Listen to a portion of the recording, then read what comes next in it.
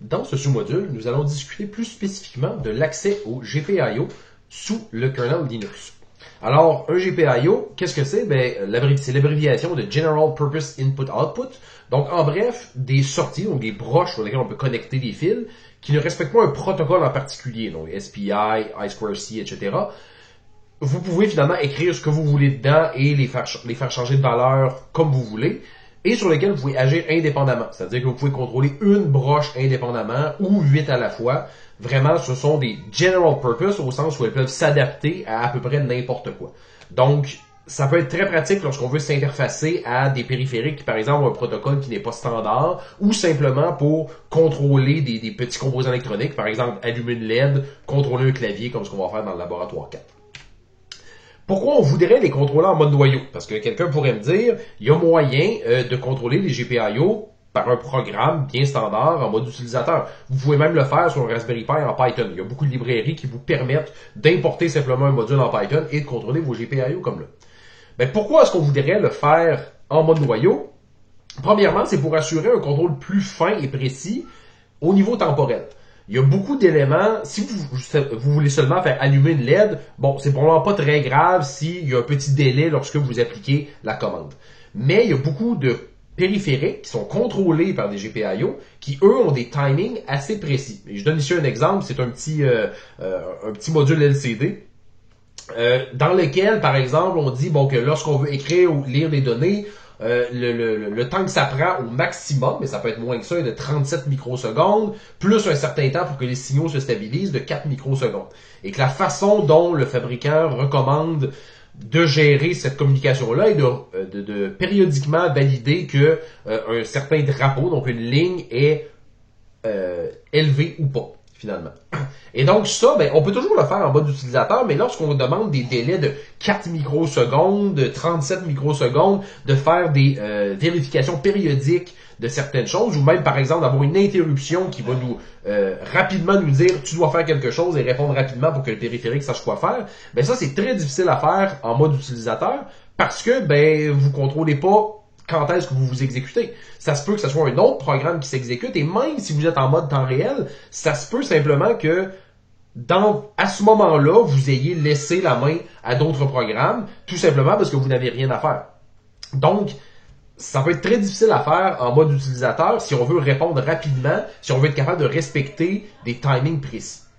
En mode noyau, on va voir, on peut le faire finalement. On peut vraiment contrôler ce qu'on veut, on peut attendre une période précise pour justement respecter ça.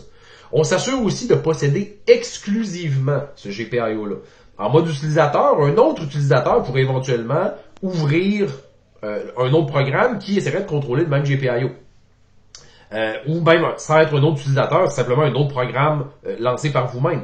En mode noyau, on peut s'assurer qu'on dit non, cette broche-là, ce GPIO-là, il est à moi, je veux que personne d'autre puisse le contrôler pour éviter justement des problèmes. Un autre élément qui peut arriver dans le système embarqué, c'est qu'on veut qu'au démarrage, le système embarqué soit tout de suite dans un état correct. C'est certain que si, par exemple, on doit attendre la fin du boot complet, vous savez, par exemple, que sur votre Raspberry Pi, ça peut être assez long, pour que finalement un programme en mode utilisateur se lance et prenne le contrôle du GPIO et les mette à des valeurs qui ont du sens, ça peut prendre beaucoup de temps et ça peut être un problème dans certains systèmes embarqués. En mode noyau, on peut le prendre peut-être pas dès la milliseconde où est-ce que ça démarre, il faut quand même que le noyau s'initialise, mais c'est beaucoup plus rapide au démarrage de charger un module et de dire je veux tout de suite prendre le contrôle du GPIO et mettre les valeurs qui sont bonnes.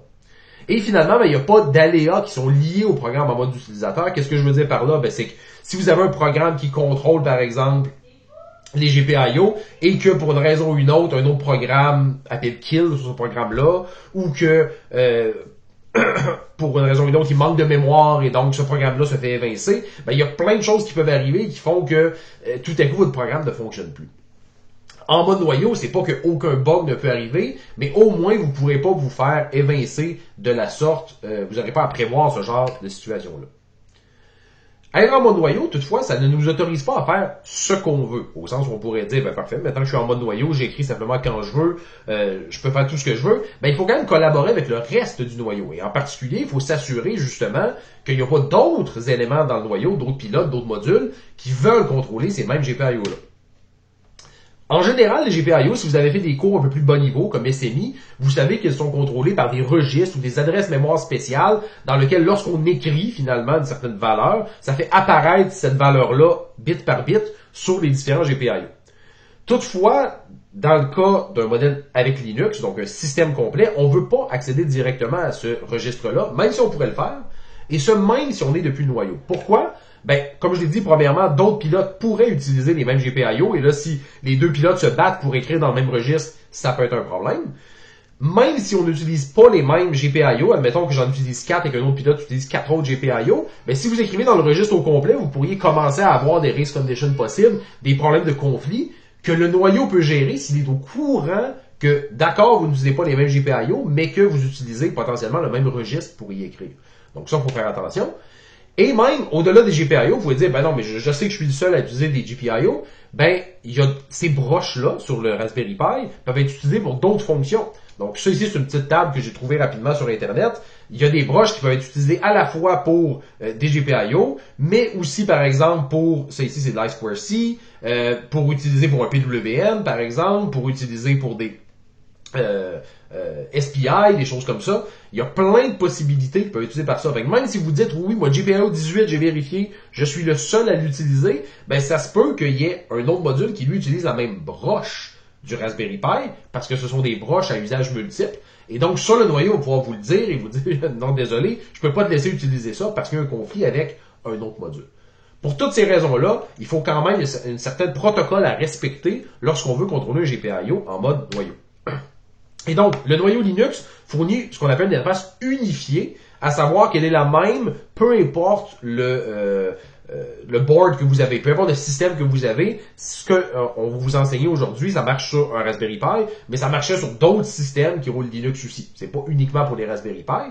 Et c'est à la fois pour ce qu'on appelle les producteurs et les consommateurs. Un producteur, ben, c'est le pilote qui donne accès au GPIO. C'est lui qui est capable de gérer le GPIO. Il ne l'utilise pas lui-même, mais il est capable de le gérer. Il sait exactement quels sont les timings à respecter, etc. Et donc, il donne accès à ça. Et les consommateurs, ça c'est ce qu'on va faire dans le cours, les pilotes qui utilisent des GPIO. C'est-à-dire, nous, on ne sait pas exactement comment la valeur va apparaître sur la broche, mais on sait que lorsqu'on appelle la bonne fonction, le producteur, le bon producteur, le pilote finalement qui sert à utiliser GPIO, va l'écrire sur la broche de la bonne manière. Donc, on va utiliser la portion consommateur qui s'appelle GPIO Descriptor Consumer Interface. J'ai mis le lien ici. Vous pouvez aussi simplement chercher ce texte-là sur Google. Vous allez le trouver très rapidement. Un élément important, il existe une interface qu'on appelle Legacy, donc dépréciée, qui est plus vieille, et qui ne doit plus être utilisée. Elle est encore disponible dans le noyau Linux parce que le noyau Linux, ses développeurs font très attention à ne pas briser la compatibilité ascendante, à savoir qu'un module qui marchait en 2008, il faut encore qu'il marche aujourd'hui. Toutefois, ce n'est pas une bonne, c'est pas que c'est une mauvaise interface, mais elle n'est plus forcément adaptée au système moderne, et donc il ne faut pas l'utiliser. Ça se peut que si vous cherchez sur Internet, vous trouviez encore de vieilles ressources qui parlent de cette interface-là.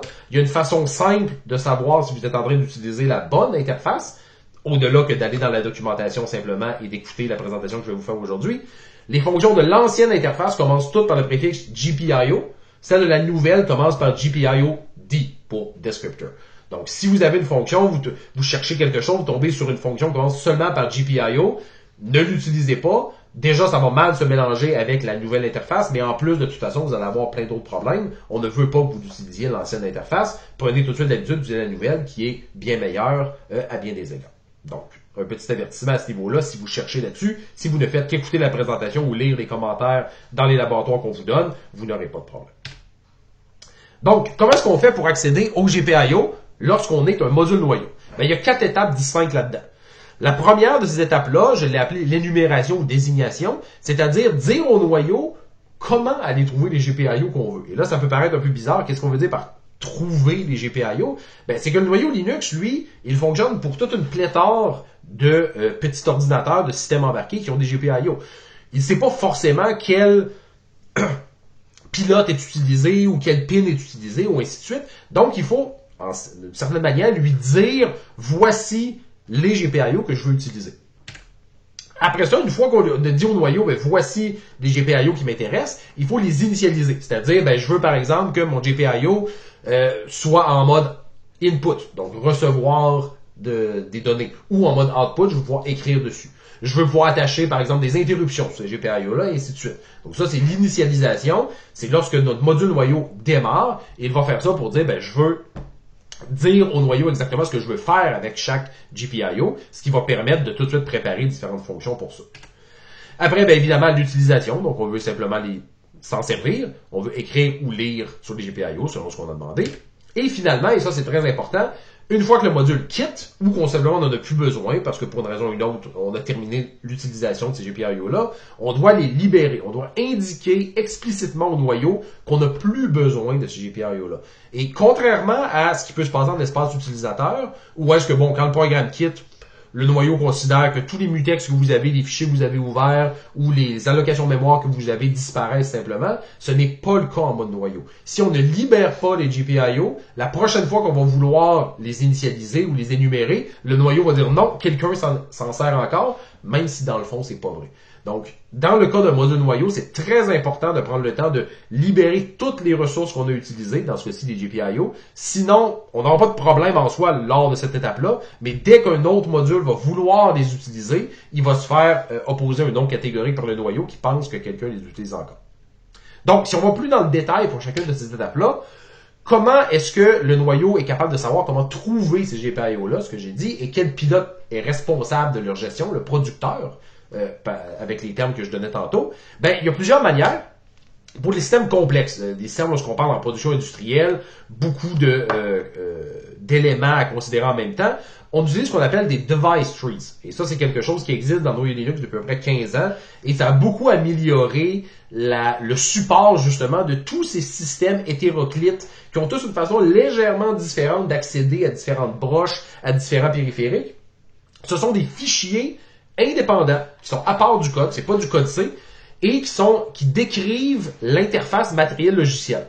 Donc, à quoi ça peut ressembler un fichier overlay? Ça peut ressembler un peu à ce qu'il y a à droite. Ce n'est pas du C, encore une fois, il y a des inspirations évidemment, mais c'est un langage à part qui dit justement qu'est-ce que on veut faire avec chaque pin, comment on lit ça, et ainsi de suite.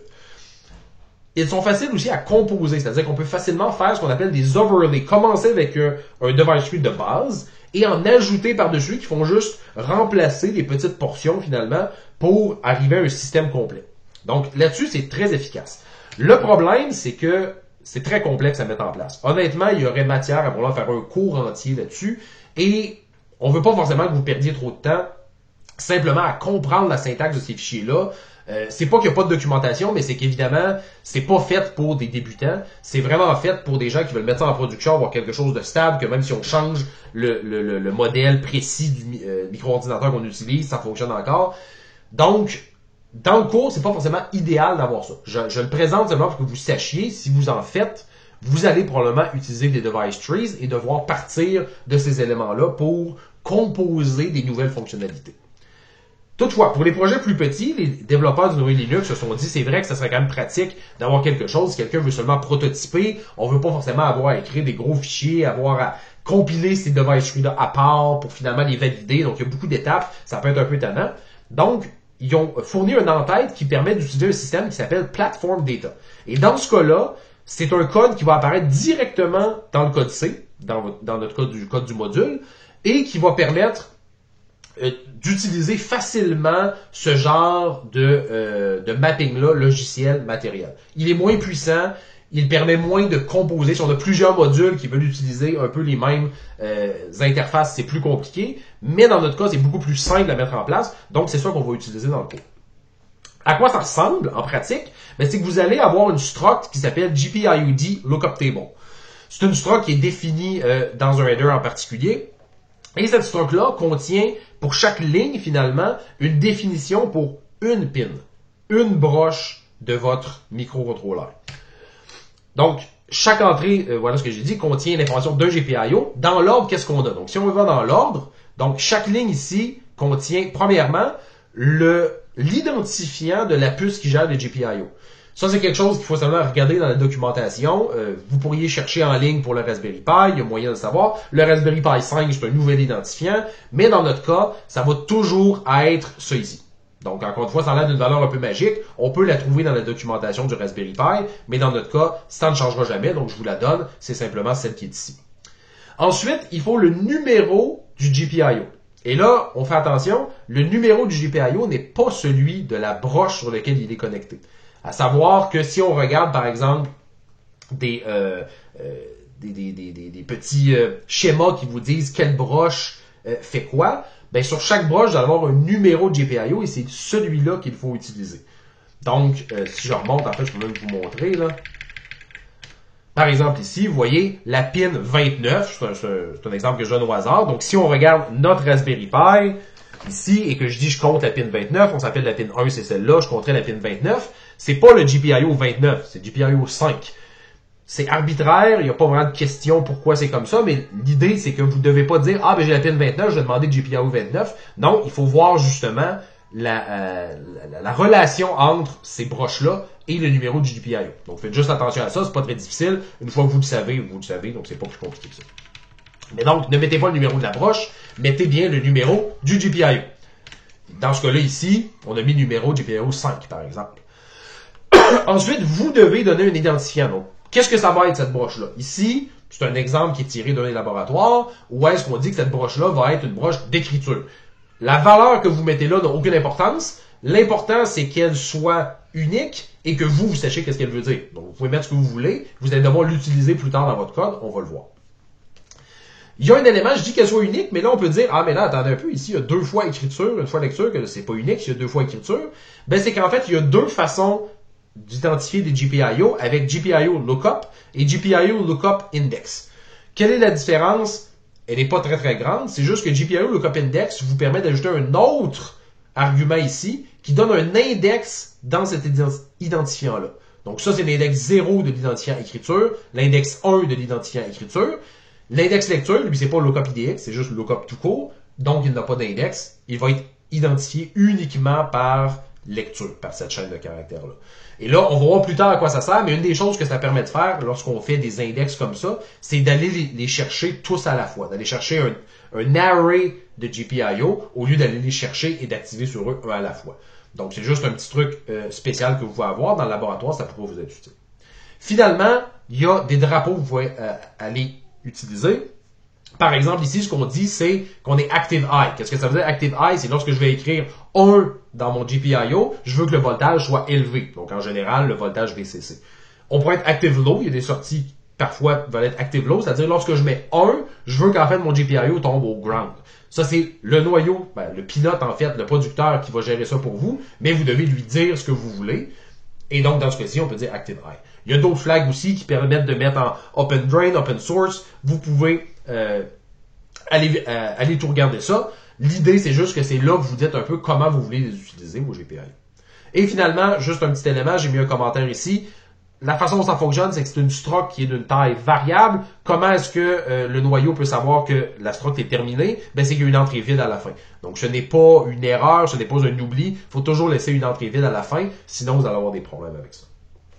Donc, ça, c'est comme ça qu'on dit au noyau, voici le contrôleur de GPIO que je vais utiliser, voici le numéro que je vais utiliser, voici comment je vais y référer dans mon code, et voici les propriétés que je voudrais que ces GPIO-là aillent. Donc, c'est comme ça qu'on fait. Une fois que ça c'est fait, donc, on doit l'initialiser. Premièrement, ça, la GPIO Lookup Table, vous allez le mettre dans le scope global, donc directement dans au début de votre module, par exemple. Dans votre fonction d'initialisation, vous allez devoir demander les GPIO, vous avez identifié. Là, pour l'instant, on a seulement demandé au noyau, voici comment les identifier. Vous devez maintenant les demander formellement. Première chose, vous ajoutez GPIOD add lookup table. Donc, vous dites au noyau, la lookup table que j'ai déclarée au début de mon module, je veux que tu l'actives. Donc, je veux que tu la mettes en place. Deuxièmement, vous allez utiliser une fonction qui s'appelle, par exemple, GPIO get. Get, qu'est-ce que vous allez obtenir? C'est que vous lui donnez votre device. En fait, c'est votre module à vous. Vous allez voir, si vous regardez le laboratoire, vous allez voir entre autres quoi mettre là-dedans. Identifiant, mais qu'est-ce que ça va être? Ben, ça va être l'identifiant qu'on a décidé arbitrairement tout à l'heure. Par exemple, écriture ou lecture. Et différents drapeaux. Si vous avez utilisé des index, donc des identifiants qui réfèrent à plusieurs GPIO, vous pouvez faire un getIndex où est-ce que il y a un argument index de plus. Donc, écriture, index 0, écriture, index 1, ça va marcher aussi. Et comme je l'ai dit, vous pouvez aussi faire un GPIOD getArray. Vous prenez un identifiant qui réfère à plusieurs GPIO, par exemple, écriture dans le cas présent. juste pour vous montrer, là, écriture ici réfère à 2 GPIO dans ce cas-ci. Et avec un getArray, ce qu'il va faire, c'est vous retourner un array de descripteurs qui va vous permettre de gérer tous les GPIO liés à cet identifiant-là d'un coup. On va voir comment plus tard. Les drapeaux, qu'est-ce que c'est? Ben, ça permet, par exemple, de déterminer la direction. GPIO est in pour une entrée. Là-dessus, je vous laisse aller voir la documentation si vous voulez voir toutes les possibilités que vous pouvez mettre là. Mais c'est le genre de choses qu'il faut se demander. Qu'est-ce que je veux faire, finalement, avec ce GPIO-là? Et donc, les GPIO get, peu importe la fonction, retourne ce qu'on appelle un descripteur qui vous permet d'agir par la suite sur le GPIO en question. En général, ces descripteurs-là, c'est un pointeur de descripteur, en fait, qui vous retourne. On va les garder dans le scope global pour que les autres fonctions de notre module soient capables d'y accéder. Une chose qu'on peut aussi vouloir faire lors de l'initialisation, c'est attacher une interruption à un GPIO. Et encore une fois, ça peut être très pratique d'être en mode noyau pour faire ça, parce qu'on peut vouloir réagir très vite après une interruption. Comment est-ce qu'on va faire? Première chose, une fois que vous avez obtenu un get, un descripteur avec peu importe quelle fonction get, vous utilisez GPIOD2RQ pour obtenir un numéro d'interruption, pour que vous sachiez quel numéro d'interruption va référer à cette broche-là. Et ensuite, comme on l'a vu plus tôt dans le module, vous appelez requestIRQ pour demander, activer finalement cette interruption-là. Et le premier argument de requestIRQ va être quoi? Ben, celui qui est renvoyé par GPIOD2RQ. C'est important de le faire dans l'initialisation parce que c'est le genre de choses que le noyau doit connaître à l'avance avant que votre module ait réellement commencé à travailler.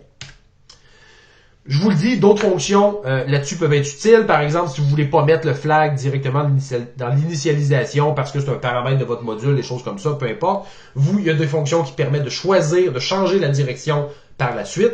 Il y a plein d'autres fonctions qui peuvent vous être utiles. Allez simplement voir la documentation que j'ai liée plus haut. Comment maintenant on les utilise? Donc là, on a expliqué au noyau comment aller chercher des GPIO. On les a initialisés. Dans l'idéal, il faudrait faire quelque chose avec, là, parce que sinon, on a un peu fait ça pour rien. Comment est-ce qu'on les utilise? Ben, il y a une fonction ici qui s'appelle GPIOD getValue, qui prend un descripteur en argument, et qui vous permet d'obtenir l'état courant de GPIO. Ça retourne un entier, mais en fait, c'est interprété comme un booléen. 0 si l'état est à bas, ou en tout cas à 0, ou techniquement un entier. En général, ça va être n'importe quoi, mais en pratique, ça va être 1 si la valeur est haute, finalement, pour le GPIO. Même chose pour écrire, ça c'était pour lire. Pour écrire, on va utiliser setValue, même affaire. La seule affaire, c'est qu'il prend un autre argument qui est la valeur, qui, encore une fois, est un entier interprété comme un booléen. Donc, toute valeur non nulle équivaut à mettre l'état haut au GPIO. Donc, vous pensez ce que vous voulez. 0 si vous voulez que la valeur soit basse. Si on les a initialisés en groupe, c'est-à-dire qu'on a utilisé getArray, ben on peut lire ou écrire dans tout le groupe d'un coup. Encore une fois, l'idée, c'est que si vous avez, par exemple, 8 GPIO qui font un peu toute la même chose, par exemple, qui contrôlent différentes lignes ou différentes colonnes dans un clavier, ben vous pouvez utiliser getArrayValue pour toutes les lire en même temps et setArrayValue pour toutes les lire en même temps. Il y a deux avantages à ça. Premièrement, ben ça fait moins de code, moins de boucles, plus efficace. Et deuxièmement, ça vous garantit que vous allez lire la valeur de tous les GPIO au même moment.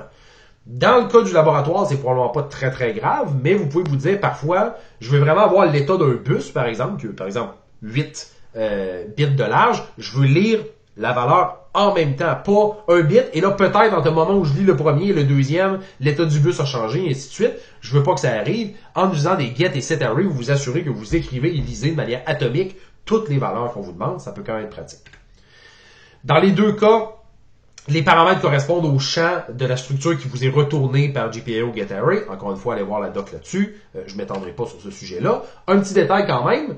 Contrairement à getValue et setValue sur des GPIO uniques, la lecture ou l'écriture se fait dans un unsigned long. Et là, on peut dire, oui, mais j'ai plusieurs GPIO. Comment est-ce que je fais pour dire lequel je veux écrire? Ben, c'est que chaque bit du unsigned long que vous recevez ou que vous passez correspond à un GPIO, et comme on sait lequel correspond à quoi, ben c'est selon l'index de ce GPIO dans ce groupe-là. Par exemple, tout à l'heure, si vous vous rappelez, dans le groupe écriture, j'avais deux éléments, un qui était à l'index 0 et un qui était à l'index 1. Qu'est-ce que ça veut dire? C'est que le bit le moins significatif du unsigned long que je vais recevoir vous donner correspond au premier GPIO, et le bit tout juste après, donc tout juste à gauche du bit le moins significatif, correspond à l'autre élément. Et donc, vous pouvez seulement faire un décalage ou un masque ou peu importe ce que vous voulez faire pour aller chercher chaque GPIO indépendamment ou pour écrire chaque GPIO indépendamment. Donc, vous avez avec une seule valeur, vous pouvez écrire ou lire tous les GPIO d'un coup. Il faut juste être capable d'interpréter cette valeur-là par la suite en regardant les bits un par un dans cette valeur-là. Une fois qu'on a donc utilisé nos GPIO, comme je le disais, c'est très important de les libérer. C'est très important, parce que c'est gentil de le faire, puis vous êtes des bonnes personnes, donc je veux que vous le fassiez, mais aussi parce que en mode noyau, si on ne libère pas une ressource, elle reste associée à vous, et donc ça peut poser plein de problèmes, peut-être tout de suite, mais peut-être aussi dans 10 jours, et que là, vous comprenez pas pourquoi tout à coup, un module ne fonctionne plus, alors que c'est un oubli que vous avez fait bien avant.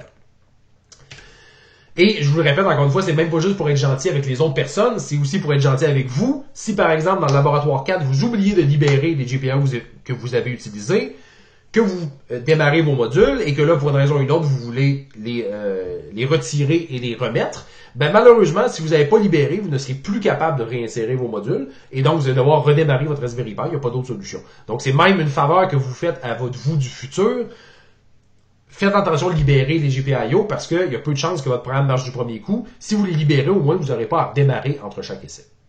Comment est-ce qu'on fait pour les libérer? On utilise simplement GPIOD put ou put array, dépendant de la façon dont vous les avez initialisés. Et ça va dire au noyau, je n'ai plus besoin de ça. Tu peux, si quelqu'un d'autre te les demande, tu peux les laisser faire.